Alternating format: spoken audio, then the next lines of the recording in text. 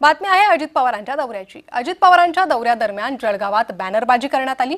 राष्ट्रवादीच्या धोरणांवर खोचक सवाल करण्यात आलेले आहे। आकाशवाणी चौकातील बॅनर चर्चेचा विषय बनलेत। उपमुख्यमंत्री अजित पवार यांच्या जळगाव दौऱ्यापूर्वी शहरातील आकाशवाणी चौकात लावलेल्या एका बॅनरनं सर्वांचंच लक्ष वेधून घेतलंय। 1999 पासून राष्ट्रवादी फक्त पश्चिम महाराष्ट्र तुपाशी, खानदेश विदर्भ नेहमीच उपाशी असा उल्लेख करण्यात आलेला आहे आणि आता आमचा सवाल आम्ही का जावं तुमच्या पाशी असं या बॅनरवर विचारण्यात आलंय। तर अजित पवार तुम्ही खानदेशवासियांची अपेक्षा पूर्ण करणार कशी असा खोचक सवाल या बॅनरमध्ये विचारण्यात आलाय। त्यामुळे हे बॅनर नेमके कोणी लावले याची चर्चा शहरात रंगली आहे।